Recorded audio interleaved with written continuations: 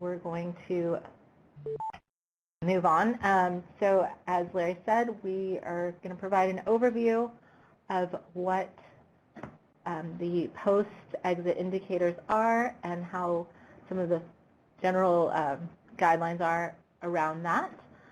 Then we will hear from the state perspective, what Kentucky is doing, the local perspective from Las Vegas Clark County Library District, the program, what they are doing. And then, again, we'll have time at the end for additional questions. So if you've not already, please mute yourself, and we will go ahead and get started. All right, Larry, can you provide us an overview? Yeah, the first thing I'd like to do is just review each of the WIOA indicators of performance that require follow-up. And actually, it's all of them have some element of follow-up, which meaning tracking students after they exit. And MSG being one, as well as the ones you probably are more thinking of as follow-up, because as you know, MSG has a couple of other ways besides pre and post testing that you can show a measurable skill gain.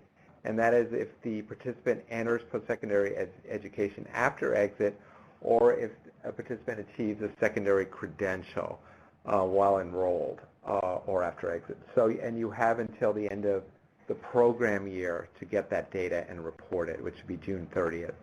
So if that occurs, if the student's going to enter post-secondary or get a credential, you want to collect that information and try to count it as an MSG. So there is some follow-up required in that indicator.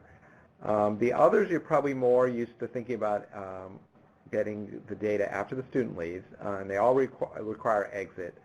So of course, participant exits, and the second quarter after exit, we have to follow them up and see if they were employed.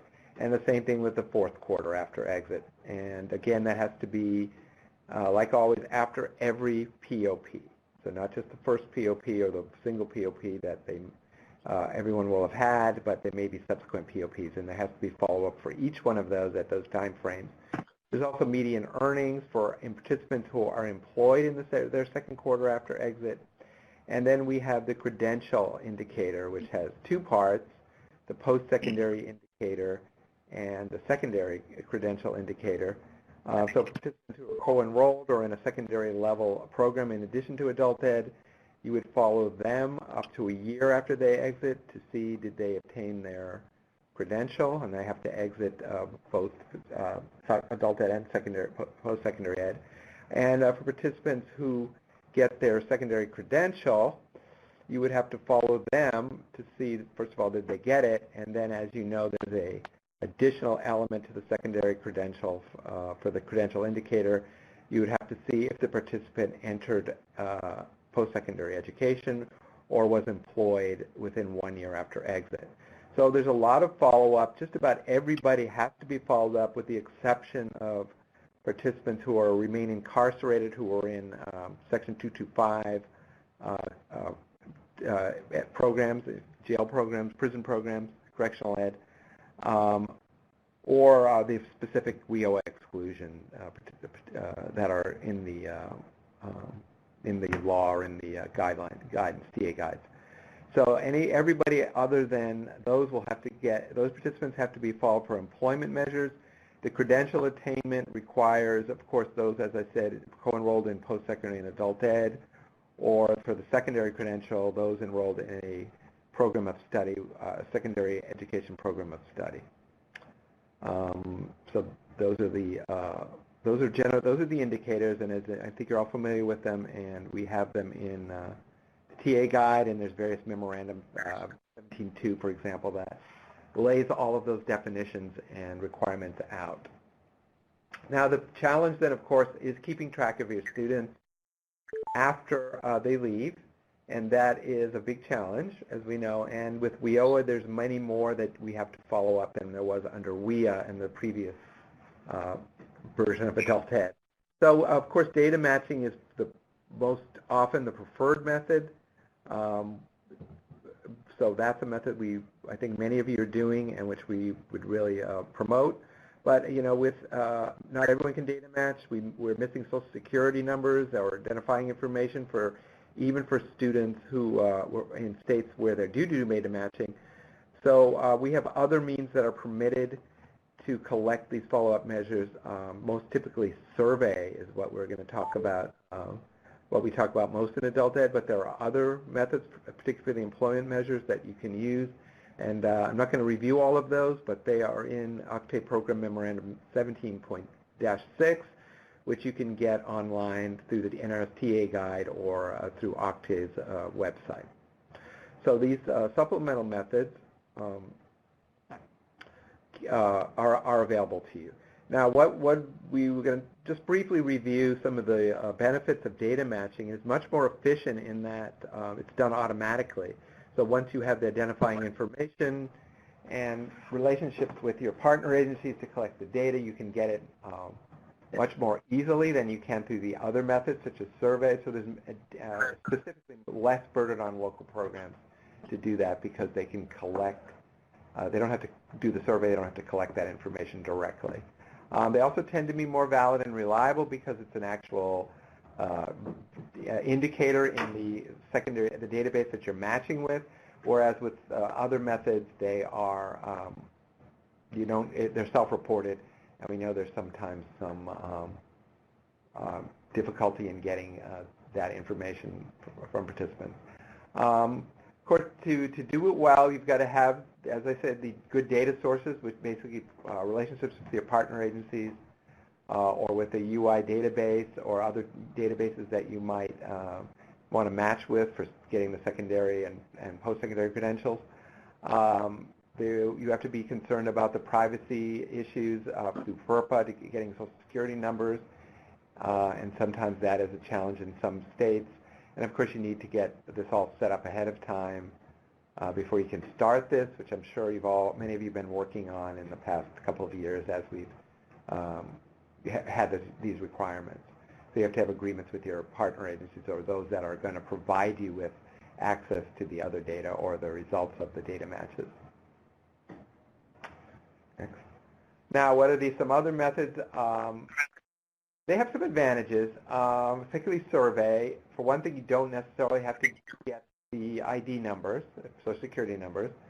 So if you have FERPA considerations or barriers to getting Social Security numbers, you don't have to worry about that with the supplemental methods or surveys.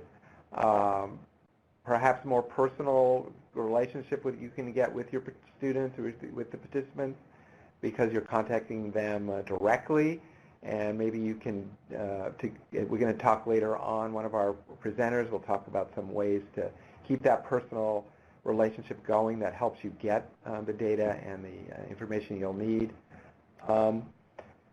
However, there's some considerable disadvantages besides the burden, which is significant on either your state or local programs or who's ever collecting the data and doing the survey or the supplemental methods. Response rates tend to be considerably lower, and oops, we lost our audio here. Sorry about that. Video rather, and they rely on self-report, which we know can be unreliable. So this is all kind of a review. You'll find a more detailed discussion of this in the NRS TA guide. But I'm just doing this to kind of set our context. And if you have any questions about that, again, at the end of the presentations, you'll have the opportunity to answer them. And as Marcella said, you can also just email your question about what the definitions of the indicators are, post-exit indicators, and how to collect them and how they're calculated. But right now, we'd like to move on with our poll. Yes. So Marcella is going to ask you to provide us with some information. All right.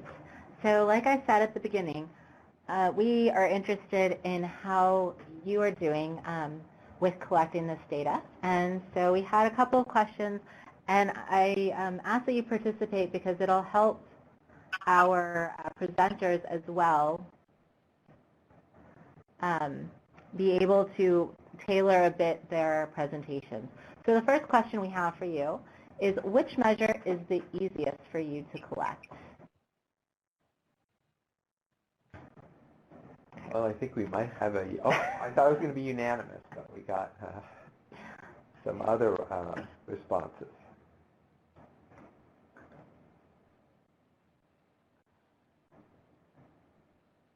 Right, so it seems to be overwhelmingly measurable skill gain is the one that you have the greatest ease in collecting. All right. And of course, I'm interested to hear the converse of that. Sorry, let me do that over for you. Which measure poses the greatest challenge?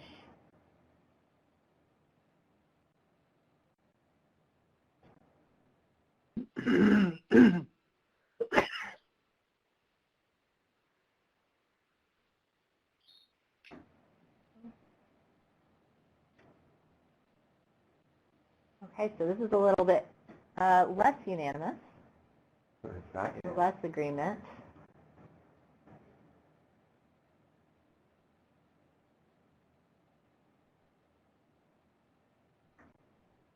I don't see any more people voting. Oh, okay. Give you 10 more seconds.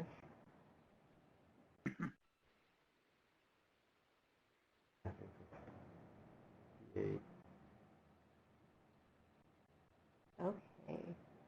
So it looks like median earnings in the second quarter after exit is in the lead for the most challenging, but it looks like credential attainment and employment rate in the fourth quarter after exit are also a big challenge and measurable skills gain as well.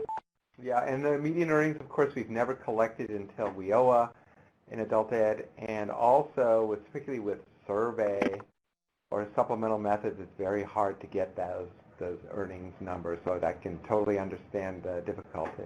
Mm-hmm. I think it's what we anticipated as well. Yeah, I agree. And then the last question we have for you before we get on, because I know we're all really eager to hear from Kentucky and Las Vegas Clark County Library District program.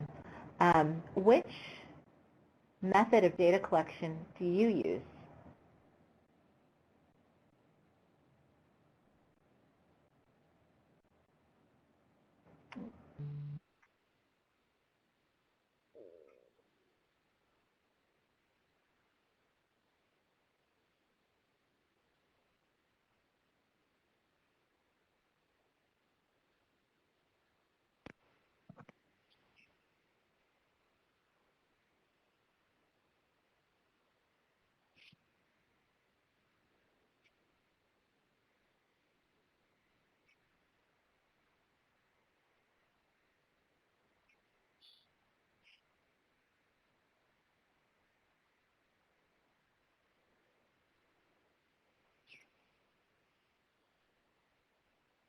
So it looks like most people are relying, at least primarily, on data matching, although we do have a few people who are using mostly surveys and supplemental data, and some of you, it really depends on the indicator. All right. Thank you so much for participating in that survey. And I think that's really telling of how things are going in the field. So with that, we are going to get started with our presentation from the Kentucky Skills U. I know we had a little challenge with the audio earlier, so I think I heard Terry earlier. Can you unmute yourself? Oh, there you are. I just did. Can you hear me okay? I can, and it sounds great. There's no Okay, good. I won't go that far, but you can hear me anyway. Right. Okay. I've got several here. Natalie will be covering part of it. I've got Cody and Reese and Janet also in that room here if I have questions I can't answer. So if you want to flip the slides, we'll take off. Sounds good. Thanks. Okay, I'm going to cover most of the data matching aspect. We do have about 90% of our participants have a valid SSN, which really makes this a whole lot easier. as far as doing the match, getting the results back. Also, our MIS system, CARES, it auto flags people as separated if they've not attended in 90 days, and we do attendance on a daily basis, so this is fairly easy to capture. And so once the system has flagged that person as an exit, our data warehouse will store that exit date, and it'll flag it with the exit quarter, which will make it easier to follow up on. We have an MOU with the Department of Workforce Investment for our employment and co-enrollment match process, and we are located at the Council on Post-Secondary, so we use that data for all of our credential attainment and MSG. Okay, next slide. This is just a snap of our agreement that the students signed. It's our waiver information, release of information. And this is in our database system, and it's also on our enrollment forms. So the students sign off, and this is what we use to get permission. If they do not check this, then we are not allowed to do the data match or anything with those clients. And this is produced through our entity and our legal department. This slide is just sort of our MOU with the Workforce Investment Program, and it's just as a heading. If you go to the next slide, this is all the data elements and the requirements that we have in our MOU. And you'll notice there's a lot of information. We're giving them information, and they're going to give us back information. So we're going to give them measurable skill gains and some of that information to help them in their reporting. And we're going to get back the employment data, median earnings, participation in other titles to help capture our co-enrollment indicator. And what else is it we're getting back? Oh, yeah, all the different titles for participation for co-enrollment. And one thing I will say on that, we're also looking at, and you'll notice on here, we're collecting every quarter, even though we can only report on, I think, second and fourth. But we're going to get every quarter. That way we'll just have to see if what the data looks like.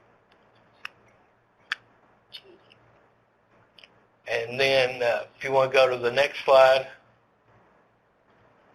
this is sort of our post-secondary match. It's all internal, like I said before. We match it twice a year. So the colleges and the universities will send in data to the council twice a year. Once we get that, they match it. If a student is enrolled in college, we drop it into our warehouse, and we also use that for the MSGs.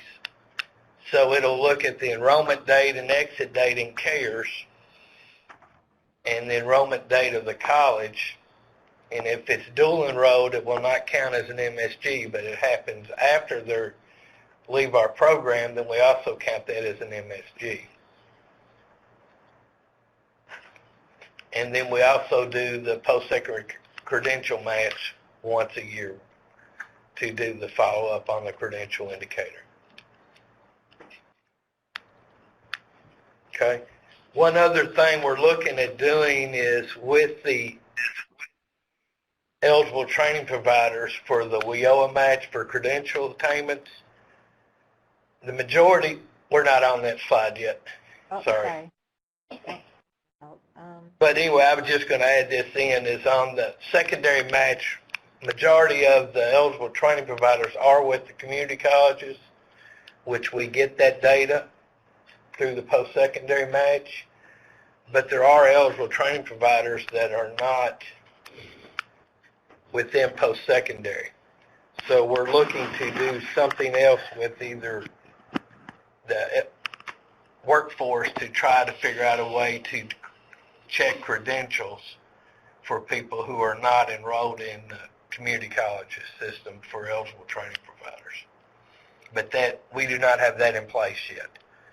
So we're still working on a time frame and everything on that. Okay. Again, it's pretty basic. We get the socials, send it over, we get the match, we have everything laid out, and then our warehouse will capture it for reporting. And now I'm going to turn it over to Natalie, and she'll get into the new innovation that we're looking into to add along with the data match. Okay, thank you, Terry. So I've been asked to talk a little bit about SARA, which is, in essence, it's a case management system. It was developed by the Career Index, and what its strongest point is it automates contact with students, and then it automates the creation of case notes, which this product was developed primarily for voc rehab purposes because they have a lot more to do with contacting clients or customers more frequently, and then they have pretty strict case note requirements. So SARA has that strength behind it.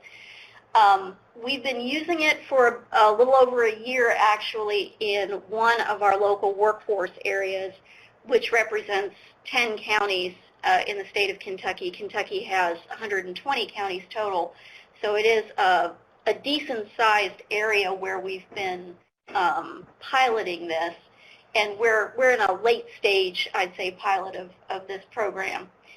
The participating agencies, aside from us, would be all the other core titles. We've got Title IV and Titles I and III in there, but also we have our Department of Community-Based Services for TANF and things like that. So and we're looking to loop in our community college system as well. So it is a program that has been used or is being used by a number of agencies to make it a more robust application. Next slide. Sorry. All right. So what we did is to make this a little bit more seamless for our adult education providers in that workforce region is we set up an API between CARES, which is the Skills U reporting system, and I think Terry talked about that. And that pulls in, we flag students in CARES who sign a separate release for releasing their information into SARA. And I don't have that up here, but I'm happy to send it to whoever wants it. And then those students are flagged in CARES, and then they are automatically loaded into SARA. There's just minimal information that goes in. It's not much, the first name, last name, date of birth, and then a cell phone number and an email. The cell phone and the email are very important for the contact reasons. Within SARA, students are then put on tracks for different purposes. And I'm going to talk a little bit more about tracks here in a second. Tracks are completely customizable to whatever your agency's needs are for follow-up. The track will automate contact with the student for whatever purposes you need. In our case, we wrote tracks related to attendance and after-exit follow-up. Next slide.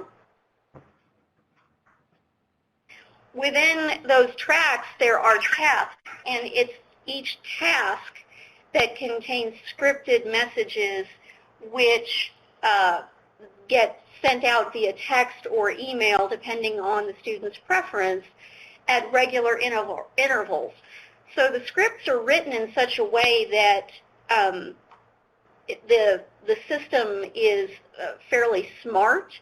You do have to put a lot of work up front in order to, in writing those scripts and then planning for particular responses that a student might have to each question that you ask. So it's sort of just basic logic of if they answer yes, then Sarah replies with this. If they answer no, then Sarah replies with something else. So that's where the interactivity of the messages becomes quite interesting and valuable. And all of those interactions are collected automatically within Sarah as case notes. So a record of that interaction is kept. Next slide. As I mentioned, all of this is customizable to what the agency needs. We did tailor our use of it for adult education purposes, since we're not so concerned with case notes, but we are concerned about contact and maintaining periods of participation. So we try to use it to follow up with gaps in attendance.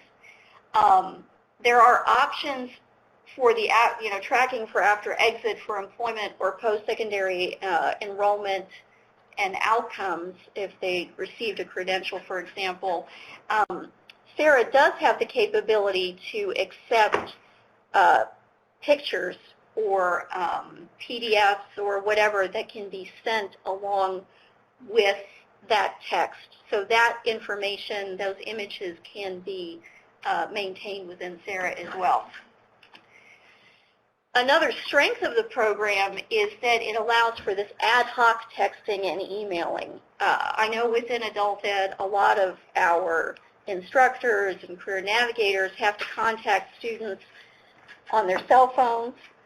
That can be done through texting so that the instructor or the staff member doesn't have to use their own cell phone, or even if they have an agency cell phone, they don't have to use that. It can all be done from Sarah, and then that record is kept, so it's logged. So it's all there just in one place. Next slide. For our use of Sarah, our staff in that workforce area have reported that the ad hoc texting feature has been probably the feature that they've used the most. They have been using the tracks, but with mixed degrees of success. The automatic creation of the case notes is a benefit, so that it's right there, sort of, kind of as an addition to the student's file.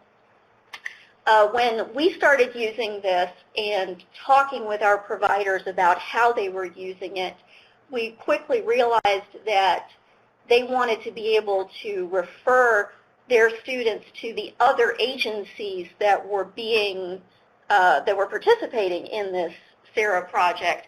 So we talked with the Career Index, and they included a referral function based on our input, so that we now can share those students across agencies, and we can track when it shows up when a referral was accepted, and it allows for the sharing of case notes from agency to agency as needed. It's not automatic. You have to decide that you want to share notes across agencies, which of course is very important for potential privacy issues.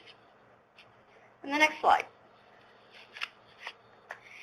So there are, of course, with anything there are challenges, and right now probably the biggest challenge is that the partner agencies that are using Sarah with us have been undergoing some technology reorganization, as in switching to different databases. Their databases that had been linked to CARES are going through a bit of a change. So their use of Sarah might be impacted with that. I honestly don't have any good data on that. There's still a duplication of effort that we are looking at between using CARES and using Sarah. More specifically, it would be good if we could have Sarah recognized from CARES when a student's last attendance date was, and that is something that would require a broader API, which of course there's only so many technological resources available, and there are priorities.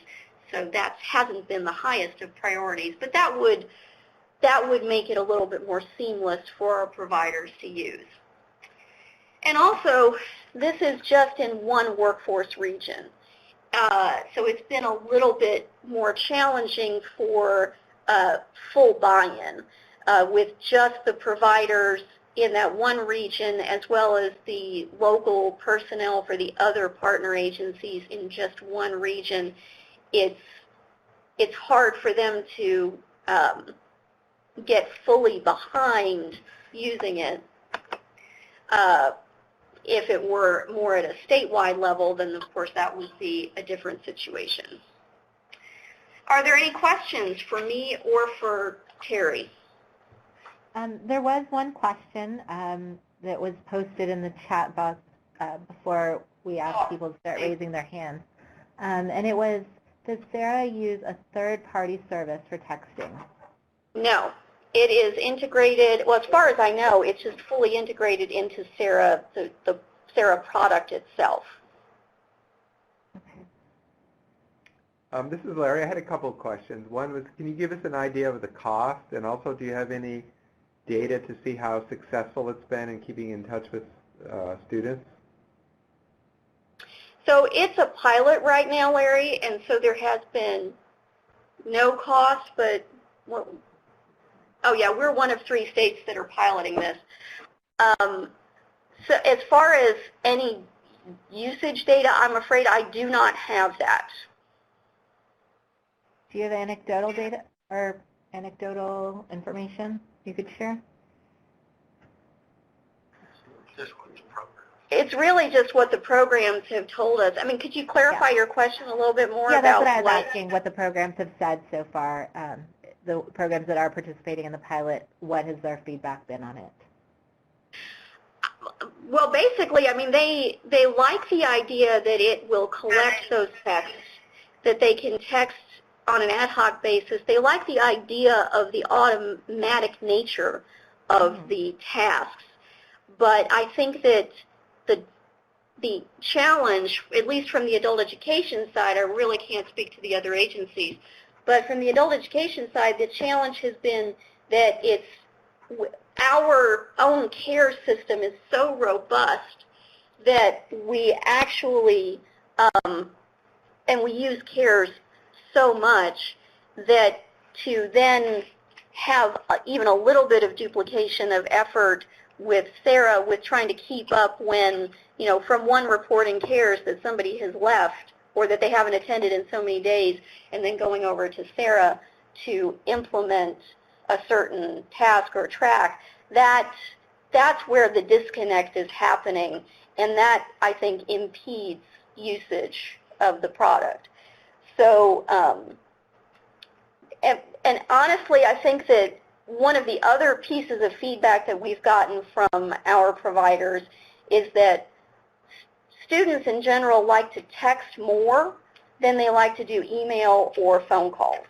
Mm-hmm. So this is a product that once the student accepts that they will get text from Sarah, because they do have to accept that first in like the new student track, then they can just reply automatically, and so many of our students, especially those of a younger age, really do prefer that texting to any kind of phone interaction, other phone interaction, and they're not particularly strong on email either.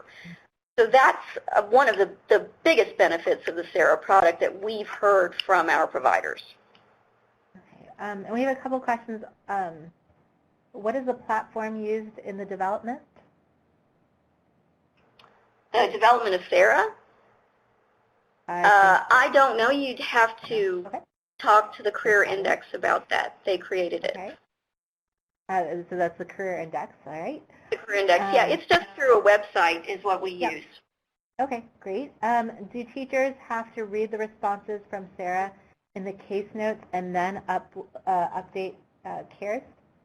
No, CARES does not accept case notes. We do not collect case notes in CARES.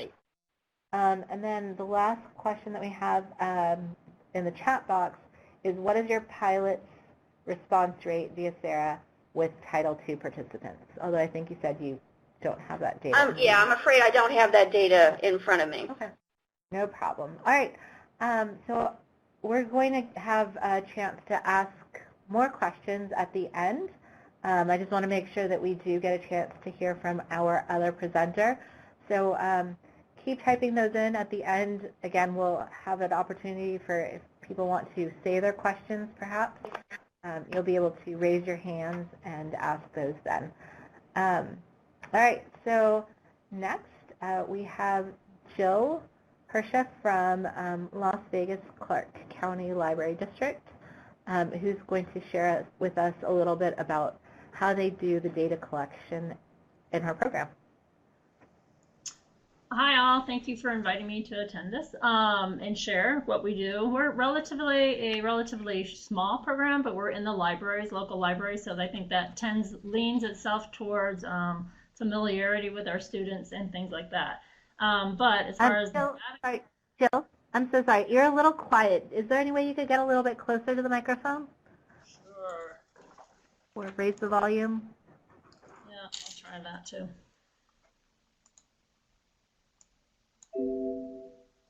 Oh. All right, is this any better? Any That's better? a little bit better. Yeah. Okay. I'll move mine. So you can go ahead and go to the next slide. Better. Okay. So anyway, when I came to the program, it was about 2016-17. We were having difficulty getting even over 50% of our people turning in Social Security numbers. So this was a concern, of course, for the program, and so we discussed that as a team and identified first of the few ways that how we were gaining them in the beginning. So first we were requesting them on a registration form at the pre-testing, and then they noted it on that form, on that registration form, if the participant said that they had a Social Security number but left it at home, so that they could follow up with them. And then we also asked them again on an exit survey at the end of the class to update their demographic and if they have their Social Security number. All right, you can go to the next page. So this was getting us only about 47 to barely 50% of our Social Security numbers garnered. So we identified a new plan, and part of that included we went online with registration. So before we were doing all paper, pencil, all that, we integrated an online registration system, which instructed the student, it asked them the question whether they had the Social Security number, but we didn't ask for that there. But we did tell them that they would need to bring that identification with them to the orientation and pre-test. So then once at the orientation, we were very clear to them about the need for our Social Security numbers, that it's not required, but it allows us to offer the free classes and it allows us to secure ongoing funding. So we let them know that, we aren't there to, if they don't have it, that's fine, but if they do, we sure would like that so that we can continue to offer those free classes. So making sure that they understand that. The online registration creates a printed registration form that also has the space for the Social Security number. So during that orientation and registration, we would make sure the students understood what number that was. Because most of our classes are actually ESL.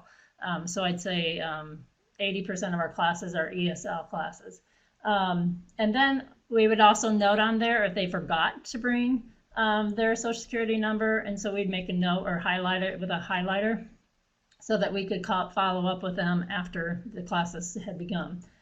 We also do in this program, we do a 12-hour contract. So after 12 hours, we have our students all contract to continue on to get up to the full 70 or 60 more hours of instruction. So our classes are set at about 72 so that we can, garner that they have the best optimum to do the best on their assessments post-test. But at that 12-hour contract time, we also follow up with them and ask them again for the Social Security number. And then once the classes are going and we see attendance, we also continue to make those follow-up calls We ask our students to call in when they're not going to be absent or when they are going to be absent. So that, creates that ability to have those conversations as well. And then finally, we added the exit survey. We still continue to ask for that demographic information updates, and then also to request that social security number again. So we're hitting them like 5 times during the whole course if we don't already have it. And we've had really positive outcomes with that. So currently we're ranging between 67 and 71% of our students who are getting that many social security numbers. So that has been a really positive and plan to implementation. So I don't know if anybody wants to answer questions about that, but if not, the other thing I was asked to talk about is our follow-up survey phone calls. And our state, of course, generates the list of students that we need to follow up with. So we are, as a local program, we don't generate all that. It's a state education program that does that, adult education. And so upon getting those, our staff, splits them up. And basically, we just have a really awesome, literacy coordinator here that makes these calls and makes them like they're their friend. So the person calls, we have a conversation. It's a conversation like, how are you doing?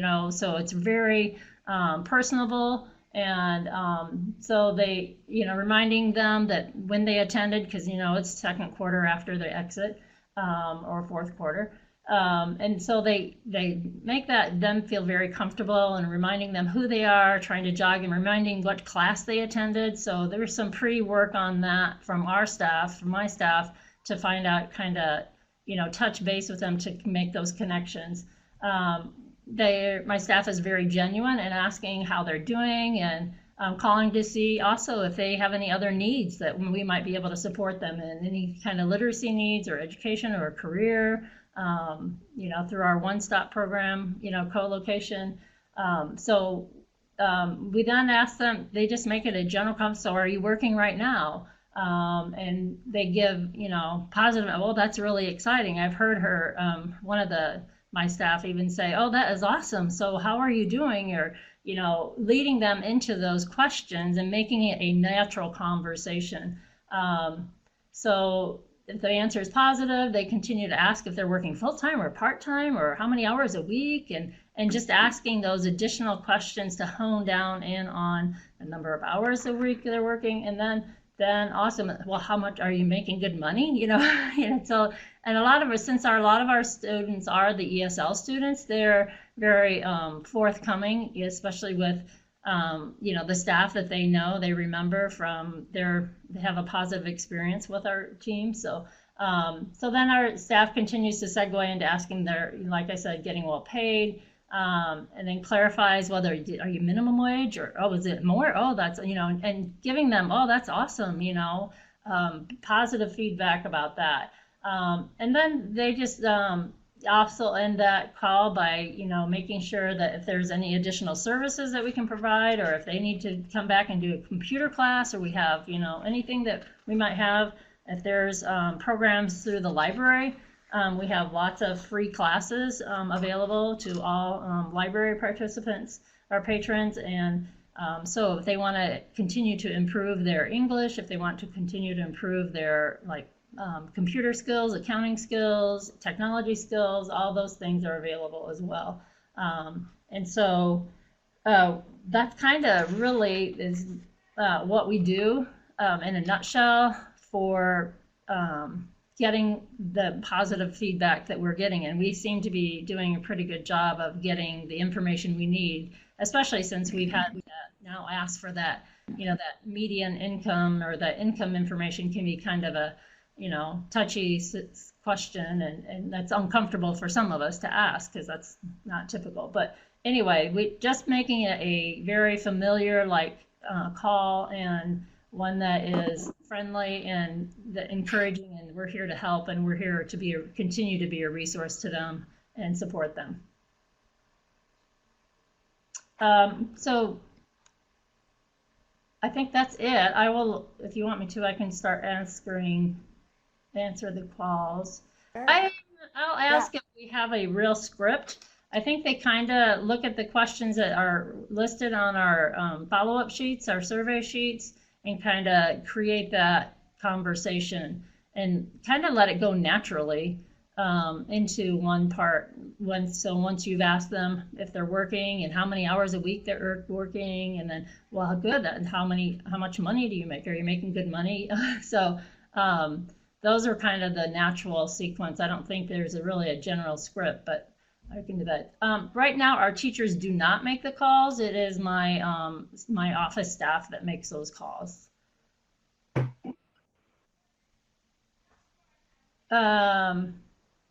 Yeah, always. The changing of numbers and changing of data is always a problem. But we do, I mean, in our program, we consistently ask for all those demographic updates. So, and I'm not sure if the state does any data level or data match at their level to get additional information when they send us back the follow-up surveys. And So it says, do you call students if they have provided a social security number? For the follow-up data, we do, if they're on that list, if it's a second quarter after exit or a fourth quarter after exit, and we have to do some those follow-up survey questions regarding the measurable skill gains and all that data.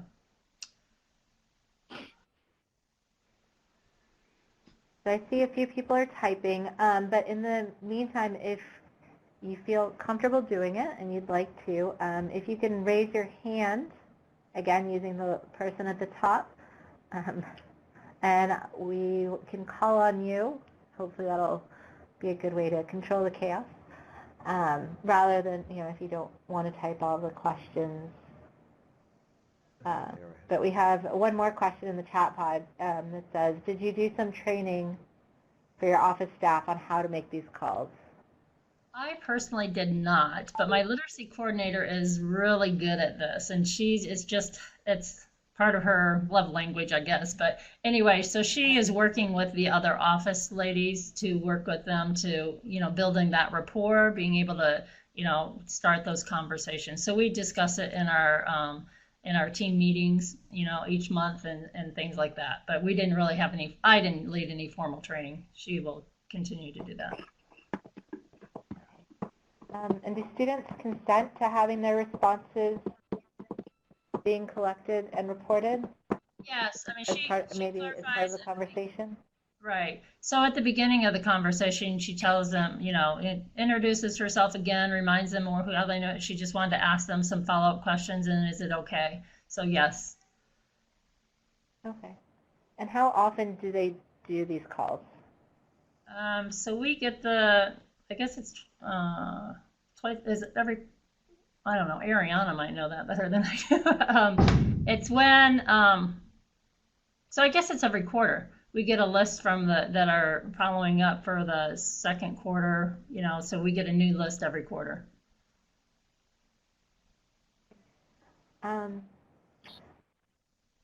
What percentage of students either refuse to answer or are you unable to contact because of incorrect phone numbers?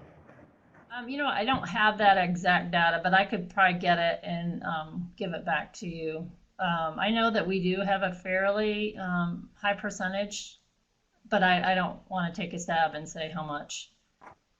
I'd have to do a little digging on that.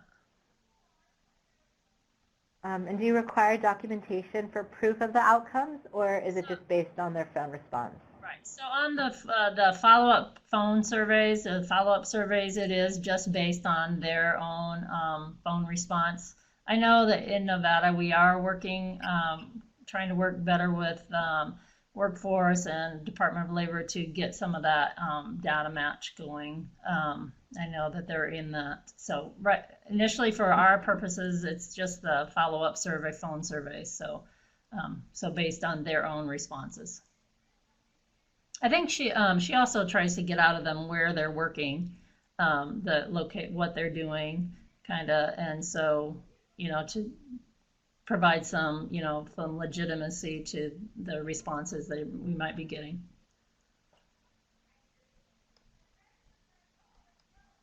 Yeah. And in Nevada, they do data match with labor and post-secondary at least once a year. Thank you for clarifying, Ariana.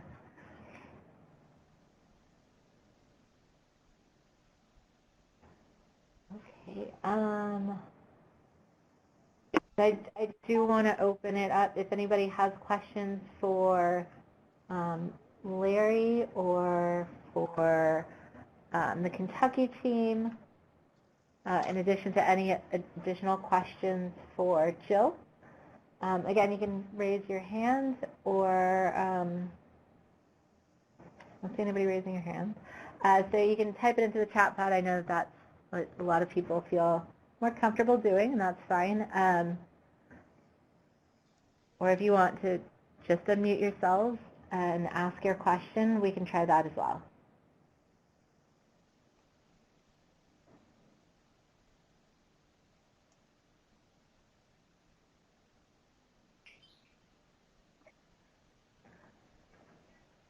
All right.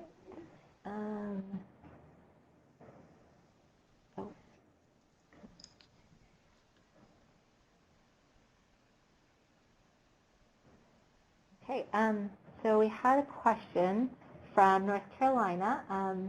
It says, you're curious how other states treat students who stop attending after April 1st for evaluating for post-secondary enrollment MSG. They are not a true exiter until after they have no attendance for 90 days. So do states follow students into the next program year to verify exiter status for students who stop attending after April 1st? And then go back to evaluate their post-secondary enrollment status prior to June 30th? Or do states just consider these students continuing students regardless of whether or not they come back the following year?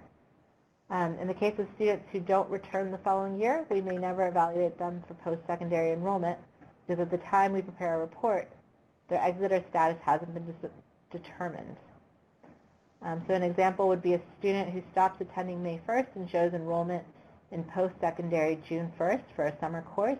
We wouldn't know if that student was a true exiter until on or after August 1st. I think maybe free. It was what other states are doing.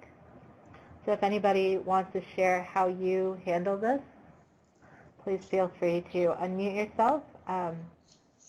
Or Kentucky team, if you want to share with us how you do this or what you do with this, that would be great.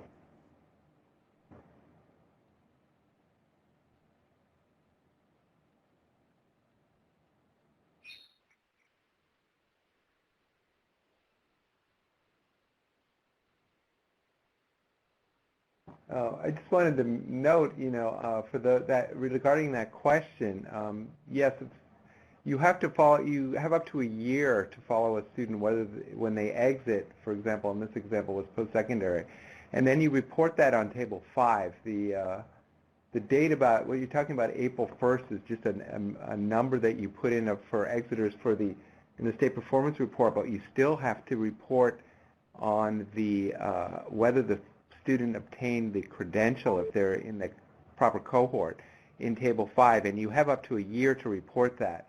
So the dates that you're putting in there in your question, Ashley, are not really relevant to reporting the data in Table 5, because remember there's a time lag in Table 5, which is a different time period than the students you report in the other tables, which are all attended during the program year. But in Table 5, you have students who exited, and because of the time lags, they actually attended in previous years. So I don't quite... She's curious about Table 4, post-secondary enrollment. Oh, you're talking about post-secondary. Okay, well, what do other states? For post-secondary, of course, the student has to have enrolled by the end of the program year. So if you can't get that data by June 30th, you can't report that particular indicator on Table 4. So it looks like Alabama follows the students in the next program year to verify exit or status and then go back to evaluate their post-secondary enrollment status, both for the prior program year for MSG and for the Table 5 indicators.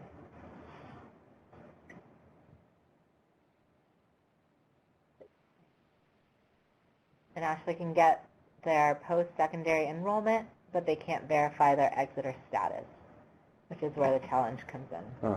Yeah, that is true. You have to wait till they're exited officially, and it has to be enrollment before June 30th for that particular indicator in Table 4, or MSG. So I see that we're at our stopping time. So I welcome you to continue the conversation in the chat if you're able, but I do want to ask that as you exit to please make sure to complete the evaluation form that's in the bottom right-hand corner. And it looks like in Minnesota they're leaning towards assuming those who last attended after April are still enrolled.